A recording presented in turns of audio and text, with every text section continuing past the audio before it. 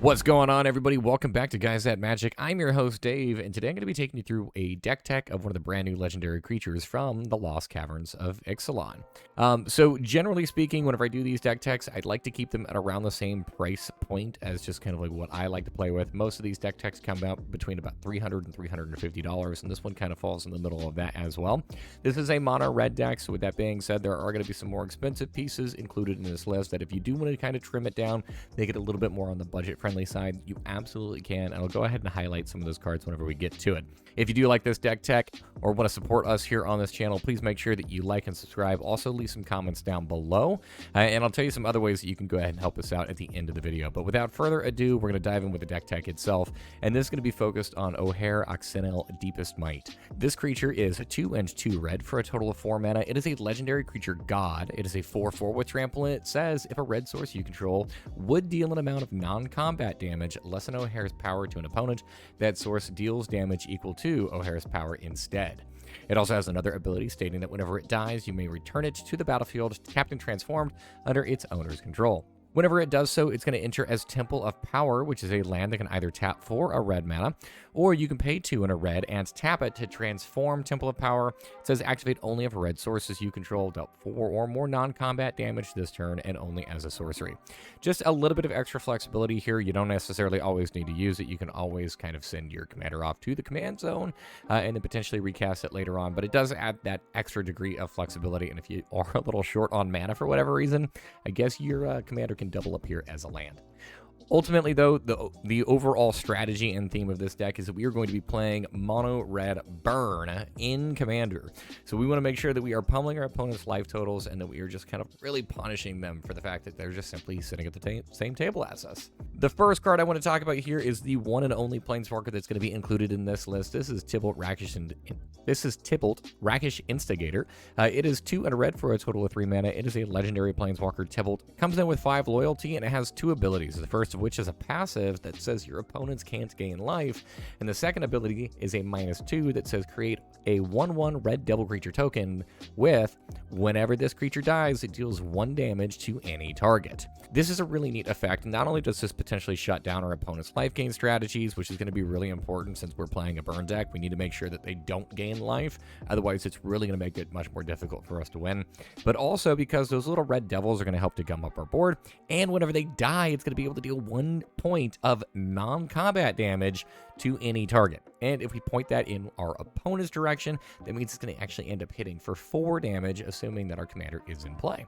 So it kind of just like helps to prevent our opponents from attacking into us. You're going to notice we don't actually have a ton of creatures, especially not a ton of creatures that would really be able to trade off in combat in this deck. With that being said, though, let's going to go ahead and transition to some of the creatures. This first group of creatures are all really focused around making mana. It is super important that we be able to just kind of generate a ton because this is a relatively mana-hungry deck. And also, these are cards that just generally help us get things out a little bit earlier in play. So all of these just generally good support cards. The first one here that I'm going to talk about is Birgi, God of Storytelling. She is 2 and a red for a legendary creature god. She's a 3/3, and she says whenever you cast a spell, you may add a red mana. Until end of turn, you don't lose mana as steps and phases end, and creatures you control can boast twice during each of your turns rather than once. Don't worry about that last part there. This is not a boast deck, and I don't actually... We don't have any boast creatures, so that's not ever going to actually take effect.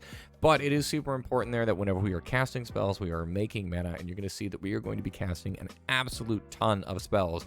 So this is going to help us to make sure that we are chaining things together, and we don't have to worry about running out of those resources. The next card that I want to talk about here is Dockside Extortionist. I know I'm starting off really expensive just kind of from the gate.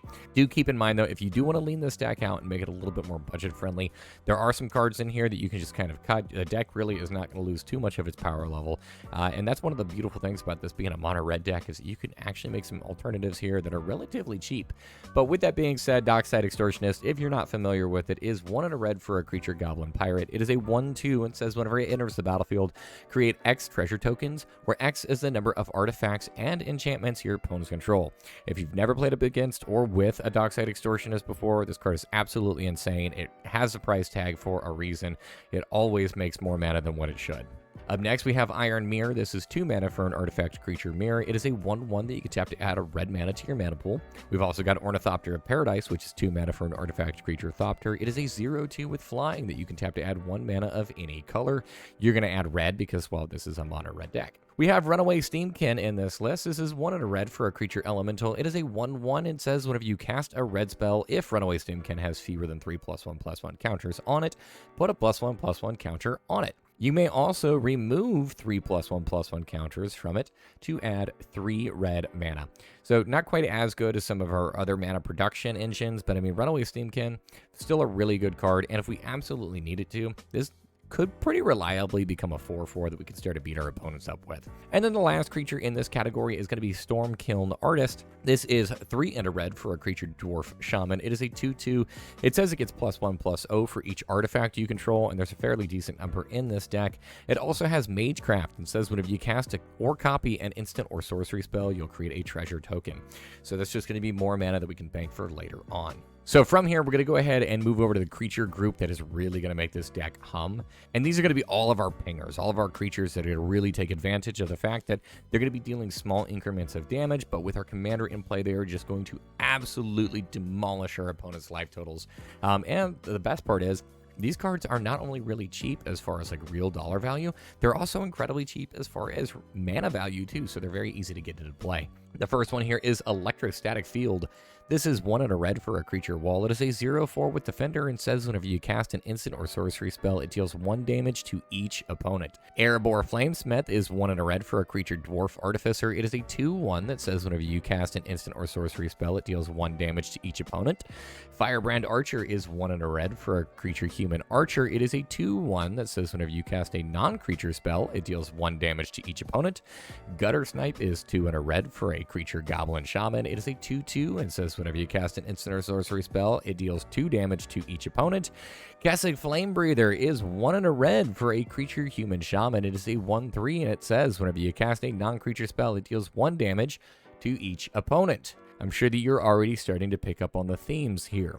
Anytime we cast an instant or sorcery spell, our little creatures here will ping each one of our opponents for 1 or 2 or maybe more if our commander's in play.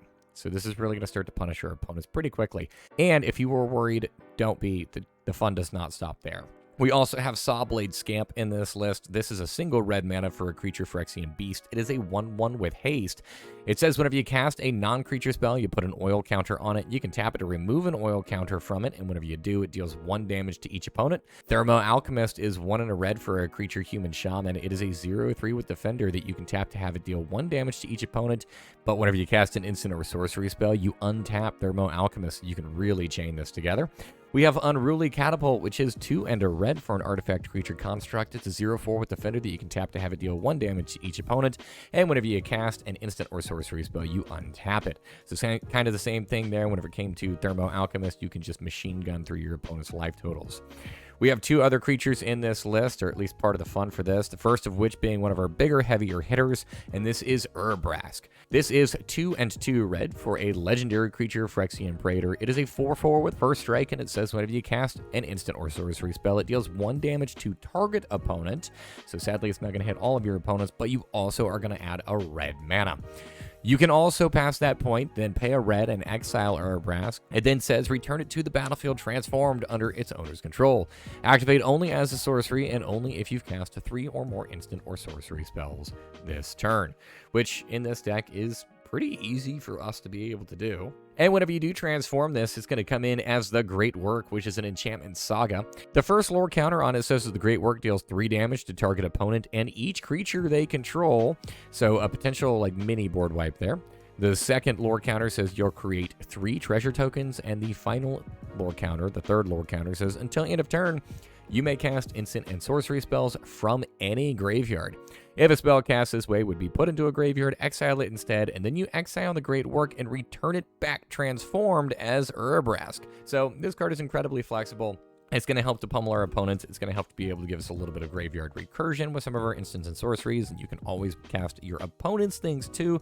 Plus, Urabrask's flip side, the Great Work, is going to give you some more treasure production too, so that you have access to other colors of mana for that. The last creature in this kind of just like punish your opponent's pile is going to be Rampaging Ferocidon. This is 2 and a red for a creature dinosaur. It is a 3/3 with menace, and it says players can't gain life. That does include you, but that doesn't really matter because we don't care about gaining life. We only care about taking it. It also has another ability, and it says whenever another creature enters the battlefield, it deals 1 damage to that creature's controller. Once again, this does have the potential to hurt you, but it's going to hurt your opponents a whole lot more. If you are playing up against a token deck, they are going to kill themselves. If your commander and Rampaging Ferocidon are in play, you're going to completely shut them out, and they're going to have a massive problem to deal with. All right, so I talked a little bit about some of our creatures. I talked a little bit about the Planeswalkers, and of course, at this point, I have alluded pretty heavily that this is an instant and sorcery spellslinger deck. So we're going to go ahead and dive in. We're going to talk about some of the flexible cards just up front, and then we can dive in with some more of the fun from here. So the first card I want to talk about is Bonus Round. This is 1 and 2 red for a sorcery. It says, until end of turn, whenever a player casts an instant or sorcery spell, that player copies it and chooses new targets for the copy.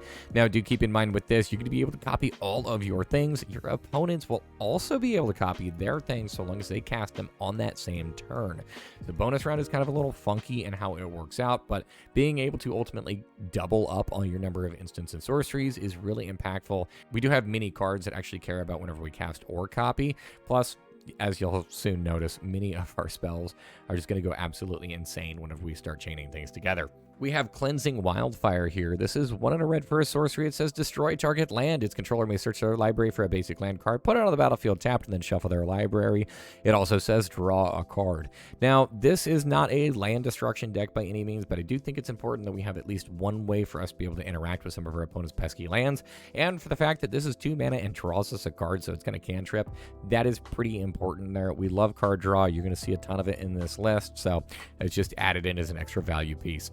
We have Grape Shot, which is kind of the king of just like storming off and machine gunning opponents' life totals down.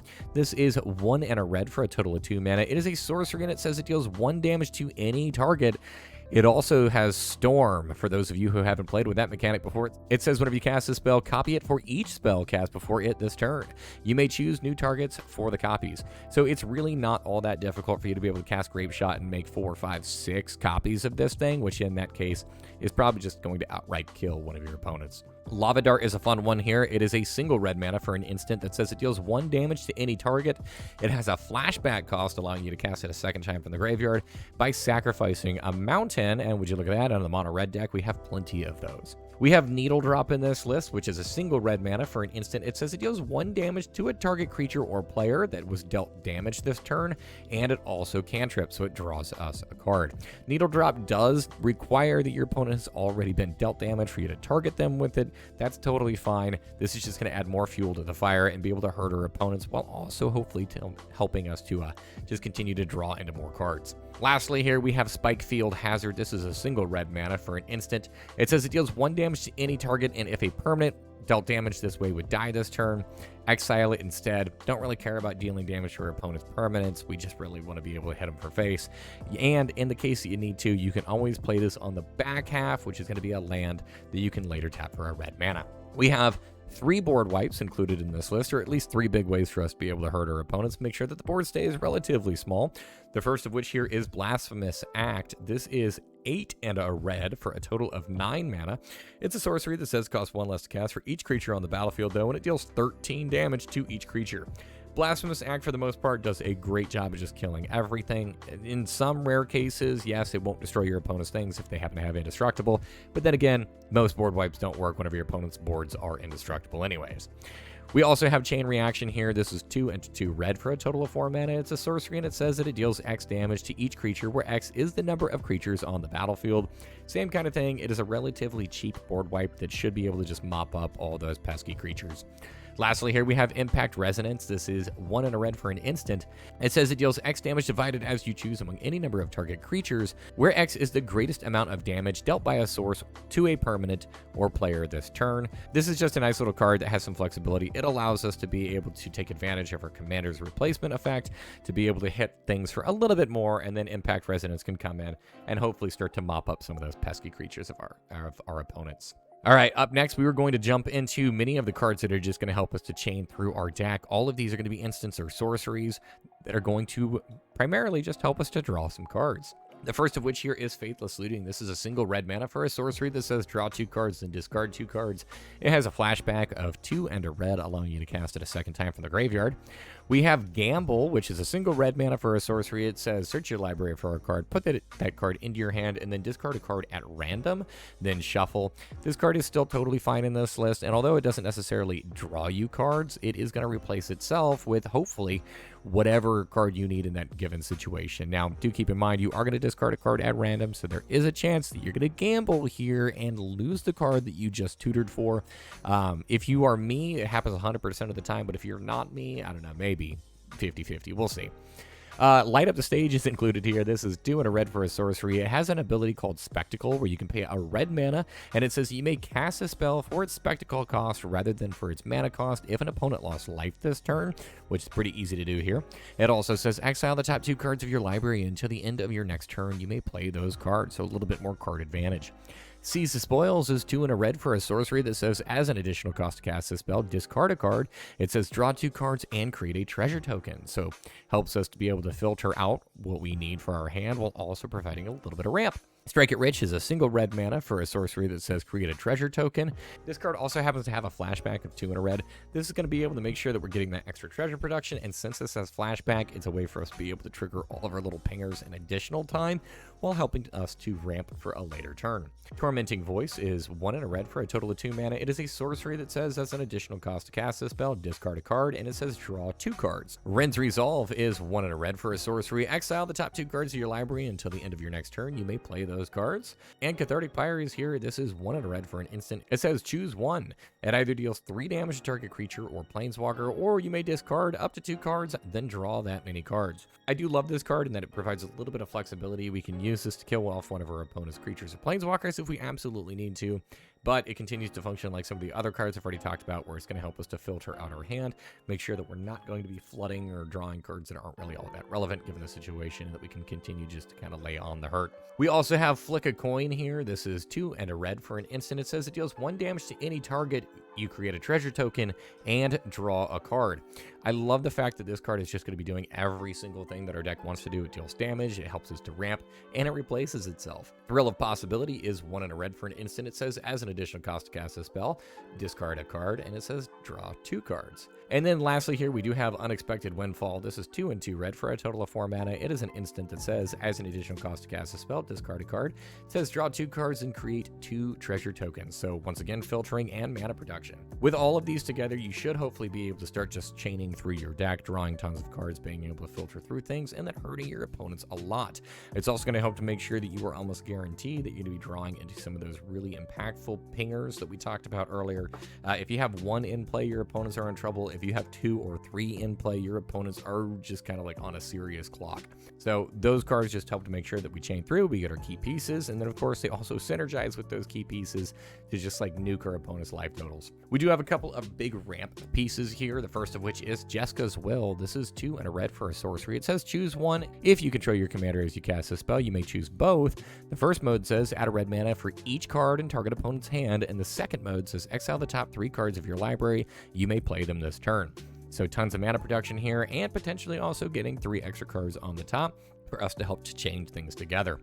Mana Geyser is 3 and 2 red for a total of 5 mana. It is a sorcery that says add a red mana for each tapped land your opponents control.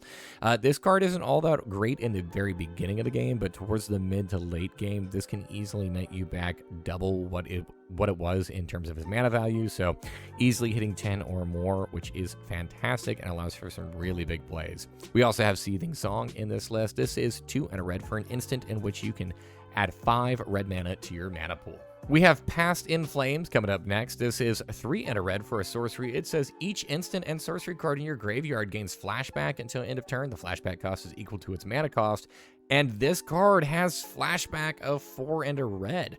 It says that you may cast this card from your graveyard for its flashback cost and exile it. So this is going to help us to be able to not just trigger all of our annoying little pingers, but get all of our cards back for a turn from the graveyard. And then later on, we can use this a second time from the grave to be able to flashback whatever else we may have in our graveyard. Up next, we have a couple pieces of just key interaction, the first of which is Abrade. This is 1 and a red for a total of 2 mana. It is an instant, and it says choose 1. Either it deals 3 damage to target creature or destroy target artifact. We're not going to be hurting our opponent's face with this card, but Abrade is really flexible, and we do need to be able to interact with some of our opponent's key creatures, so Abrade is going to make this list. Very similarly, we also have Chaos Warp here. This is 2 and a red for an instant. It says the owner of target permanent shuffles it into his or her library, then reveals the top card of his or her library. If it is a permanent card, he or she puts it onto the battlefield. There is always a chance with Chaos Warp that you may end up getting rid of a threat and then having them drop into something that is even more scary. But realistically speaking, Chaos Warp is a card that you're going to use on whatever card is shutting you down and preventing you from really being able to interact or take charge of the game. So Chaos Warp going to be making the inclusion here. Very similarly, we have Wild Magic Surge. This is 2 red mana for an instant. It says destroy target permanent and opponent controls. Its controller reveals cards from the top of their library until they reveal a permanent card that shares a card type with that permanent. They put the card onto the battlefield and the rest on the bottom of their library in a random order. They are guaranteed to hit with Wild Magic Surge, but same logic that I had with Chaos Warp.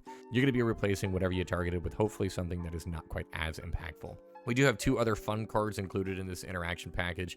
The first of which here is Dance with Devils. This is 3 and a red for a total of 4 mana. It is an instant, and it says create 2 1/1 red devil creature tokens. They have, whenever this creature dies, it deals 1 damage to any target. You can use this defensively to just kind of like present jump blockers so that hopefully you're not going to be taking damage, and then whenever these creatures die, they're going to be able to ping, which is fantastic for this deck. We also have Tybalt's Trickery here. This is 1 and a red for an instant. It says counter target spell, choose 1, 2, or 3 at random. Its controller mills that many cards, then exiles cards from the top of their library until they exile a non-land card with a different name than that spell. They may cast that spell without paying its mana cost, and they may put the exiled cards on the bottom of their library in a random order. There is a lot of text on this card. It is kind of a really weird one in that it's a counter spell and that you're countering a specific target, but they are going to get something else out of it. Just generally speaking, with Tybalt's Trickery, use this to prevent your opponent from comboing off or from winning the game. Or maybe if your opponent, I don't know, casts a spell that's going to gain them a ton of life, maybe drop a Tybalt's Trickery then so that you can kind of prevent that. But it is kind of a little weird point of interaction, but I do like it in this list. We need ways for us to be able to interact with our opponent, and Tybalt's Trickery does come in clutch with stopping our opponents from comboing off whenever we needed to. We have 2 other cards in here that are wonderful at protecting our commander because we definitely need to make sure that we do so. The first of which here is Bolt Bend. This is 3 and a red for an instant. It says it costs 3 mana less to cast if you control a creature with power 4 or greater, which, fun fact, our commander meets that clause. It says change the target of spell or ability with a single target. So if your opponent tries to use a kill spell on your commander, you can drop down Bolt Bend for the reduced cost and point that kill spell in another direction. Deflecting Swat is very similar here. This one is 3 and a red for an instant. It says if you control your commander, you may cast a spell without paying its mana cost. So this one is even better in that it's free. And it says you may choose new targets for target spell or ability. Both of these are really important. They're redirection-based spells, so you can keep your commander alive and maybe take out one of your opponent's key pieces. Up next, we're going to get to some of the fun of this list. These are the enchantments, and I love all of these cards. The first of which here is Court of Ire. This one is 3 and 2 red for an enchantment. It says whenever it enters the battlefield, you become the monarch. It also says at the beginning of your upkeep, Court of Ire deals 2 damage to any target. If you are the monarch, it deals 7 damage instead. Court of Ire is a really fun one because giving us the monarch is actually really important in this list. That'll be able to give us an extra card draw, at least for at minimum 1 turn. And then from there, chances are it'll probably bounce around the table, but I mean, it gives you a target that you can start swinging your commander at to be able to draw some cards later on.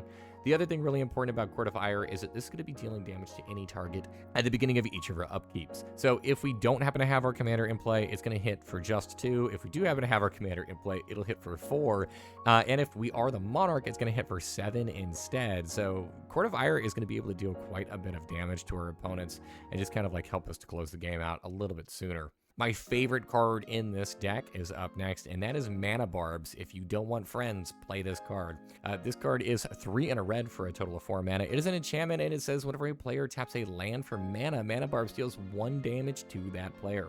With our commander in play, Mana Barbs really just kind of shuts down the game where our opponents just can't play Magic anymore. Every time they tap a land, they're going to lose 4 life. So if they want to cast, like, I don't know, a 3-drop, maybe something to get rid of Mana Barbs, it's going to cost them 12 life to do so. Mana Barbs is a fantastic card in this list. We have Outpost Siege up next. This is 3 and a red for an enchantment. It says whenever it enters the battlefield, choose either Khans or Dragons. If you chose Khans, it says at the beginning of your upkeep, exile the top card of your library, and until end of turn, you may play that card. If you chose Dragons, it says whenever a creature you control leaves the battlefield, it deals 1 damage to any target. Khans helps us to get a little bit more card advantage, and Dragons helps to ward off some of those annoying board wipes or spot removal if we need to. Pyrohemia is also included here, another fantastic inclusion. This one is 2 and 2 red for an enchantment that says at the beginning of your end step, if no creatures are on the battlefield, you have to sacrifice it, but it's got an ability where you can pay 1 red mana and have it deal 1 damage to each creature and each player. That means that this is going to be dealing damage to your opponents, which, for every red mana you want to sink in there, so long as your commander remains in play, it's going to hit each one of your opponents for 4 damage and each one of their creatures for 1. So this is going to mop up any of the small pesky creatures. Do keep in mind this is going to hit your stuff too, so use this sparingly, or just kind of be aware that, hey, you know what, you could potentially kill some of your own stuff off. Maybe don't go too crazy with it, but if you have extra mana to sink, I mean, maybe just pop this 1 time per turn cycle. That's an extra 16 damage, assuming that your commander is in play, to each one of your opponents by the time that it just simply gets back to your turn. Roiling Vortex is 1 and a red for an enchantment. It says at the beginning of each player's upkeep, it deals 1 damage to them. It also says whenever a player casts a spell, if no mana was spent to cast that spell, it deals 5 damage to that player. And then, of course, we also have the ability where we can pay a single red mana, and it says your opponents can't gain life this turn. Roiling Vortex helps us to hurt our opponents. It helps us to prevent them from playing unfair magic. And then also, we hate life gain, so it shuts that down pretty hard too. Speaking about shutting down our opponent's game plans, we also have Stranglehold in this list. This is 3 and a red for an enchantment that says your opponents can't search libraries. And if an opponent would begin an extra turn, that player skips that turn instead. We really want to be able to slam down Stranglehold so that they can't tutor for any of their combo pieces, so that they can't tutor for any of their answers, and hopefully we just kind of shut their deck down a little bit. Plus, in the case that they're playing with any like Fetch Land or an Evolving Wild, Stranglehold is just a miserable card. And then, of course, our last enchantment here, we do have Vance's Blasting Stations. This is 3 and a red for a total of 4 mana. It is a legendary enchantment. It says at the beginning of your upkeep, exile the top card of your library. If it is a non-land card, you may cast that card this turn. It also says whenever you cast your 3rd spell in a turn, you may transform Vance's Blasting Cannons. It is not very difficult for us to be able to transform this in this deck. And when we do transform it, it's going to transform into Spitfire Bastion. That is a legendary land that can tap to add a red mana to our mana pool, or we can pay 2 and a red, tap it, and have it deal 3 damage to target creature or player. So a little bit more removal there, potentially for opponent's creatures, or if we need to, we can start beating down face and burning them out with a land, which is fantastic. Moving over to some of the artifacts, the first thing that I'm going to talk about here is the mana production package. First off, of course, this is a monocolor deck. We're going to be running good old Soul Ring. That is 1 mana for an artifact. You can tap to add 2 mana. We also have Arcane Signet, which is 2 mana that you can tap to add 1 mana of any color of your commander's color identity, so it taps for a red. We have Fell Warstone, which is 2 mana for an artifact, and we can tap to add 1 mana of any color that a land that opponent controls can produce. Fire Diamond is 2 mana for an artifact that enters the battlefield tapped, but we can tap it to add a red. Thought Vessel is 2 mana for an artifact that says you have no maximum hand size, and you can tap to add a colorless. And Mind Stone is 2 mana for an artifact that you can tap to add a colorless. You can also pay 1, tap it, sacrifice it, and draw a card if we need to. The next artifact we're going to talk about provides a little bit more flexibility. This one is Expedition Map. It is a single mana for an artifact. You can pay 2, tap it, sack it, and search your library for a land card, reveal it, put it in your hand, and then shuffle your library. The reason why I really love Expedition Map is because you don't have to go find a basic with this. You can go find any land in your deck, put it directly into your hand, and then hopefully even just play it that turn. Expedition Map is really important in this list because we do have some very key lands that we want to be able to target and make sure that we can get onto the battlefield a little bit more consistently than just hoping that we draw into them. We also have a couple of equipment that I want to mention here. The first of which is Blackblade Reforged. This is 2 mana for a legendary artifact equipment. It says the equipped creature gets +1/+1 for each land you control. Equipped to a legendary creature costs 3, and equipping to any other creature costs 7. Now, the reason why this card is going to be included here is because not only does that make our commander absolutely massive, and with already having trample, we can push in for some damage, but our commander's ability also cares about its power, which in the case it is getting buffed up by something, it also means that we're going to be dealing more damage to our opponent. So if we have something like Blackblade Reforged in play, and say, for example, we've got, I don't know, 5 lands, that means we can equip this, and our commander becomes a 9/9, and all of our little things that would otherwise hurt our opponents for 1 can now start hurting them for 9. It's going to close out the game much more quickly. Blackblade Reforged is a fantastic include in this list. We also have Commander's Plate here. This is 1 mana for an artifact equipment. It says the equipped creature gets +3/+3 and has protection from each color that is not in your commander's color identity, which is wonderful because that means that we're going to be getting protection from white, blue, black, and green. We can equip it to our commander for only 3 mana, and we can equip to another creature for 5. And same kind of thing that I mentioned about Blackblade is that this is also going to provide that added power boost to our commander, so it's going to make sure that all of our cards start hurting our opponents for even more. We also have Lightning Greaves here. This is 2 mana for an artifact equipment that says the equipped creature has haste and shroud, and it has an equip cost of 0. Just an added way for us to be able to protect our commander, make sure that our opponents can't target it. Next up, we're going to move over to the mana base. We're going to talk about some of the lands. The first group of lands that I want to talk about, however, these are going to be the non-basics. So the first one here is Arcane Lighthouse. This is a land that can tap for a colorless. You can also pay 1, tap it, and until end of turn, creatures your opponents control lose Hexproof and Shroud and can't have Hexproof or Shroud.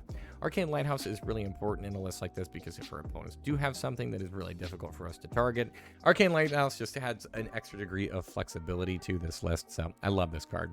Up next, we have Command Beacon. This is a land that can tap for 1, or you can tap it and sacrifice it. Put your commander into your hand from the command zone. Command Beacon is a card that I really like whenever I'm thinking about commanders that might die a lot, or maybe are going to generate a lot of hate. Things where that commander tax is really going to start to add up, because Command Beacon kind of gets around the commander tax at least once, because it's going to be able to put it back into your hand, and then you can cast it, in this case, for just 4 mana. So I do like this card a lot, and I do think that it provides some added utility there in the case that our opponents start targeting us. We have Rogue's Passage here, which is a land that you can tap for a colorless. You can also pay 4, tap it, and target creature can't be blocked this turn. We don't have a ton of creatures in our list that actually are going to be doing a whole lot of attacking here. However, our commander is still a 4/4. It can get in for a fairly decent amount, and we can always use Rogue's Passage on our opponent's creatures if we have like opponent A attacking opponent B, and we just want to make sure that they connect in and start hurting each other a little bit more. Next up here, we have War Room. This is a land that can tap for a colorless, or you can pay 3 mana, tap it, and pay life equal to the number of colors in your commander's color identity, and draw a card. So that's, in this case, just going to be 1, which is wonderful. I love card draw. I love War Room. It's one of my favorite lands, and I can throw it in most of my decks. Up next, we have some of our fun cards. This first one here is Valakut, the Molten Pinnacle. It is a land that enters the battlefield tapped and says whenever a mountain enters the battlefield under your control, if you have at least 5 other mountains, you may have Valakut, the Molten Pinnacle, deal 3 damage to target creature or player, and you can tap it to add a red mana to your mana pool. Valakut is one of our 2 most impactful lands, I would say, in this list, and that if we can get it in play, it allows us just to continue to burn our opponents out, and if our commander is also in play, it'll hit for even more damage. Barbarian Ring is a fun one. It says you can tap it and add a red mana to your mana pool, and it deals 1 damage to you. It also has a second ability, though, where it's got Threshold, and you can pay a red, tap it, and sacrifice it, and it deals 2 damage to target creature or player. Because of that extra flexibility of us being able to hit an opponent with this, I did want to include this. It's just kind of a fun little one-shot. We maybe can just kind of like, I don't know, push them over the ledge and hopefully drop their life total down to 0. The other big land that I want to talk about here, this one is Nykthos Shrine to Nyx. We need a lot of mana in this deck, and Nykthos Shrine to Nyx is a wonderful card whenever it comes to just general mana production.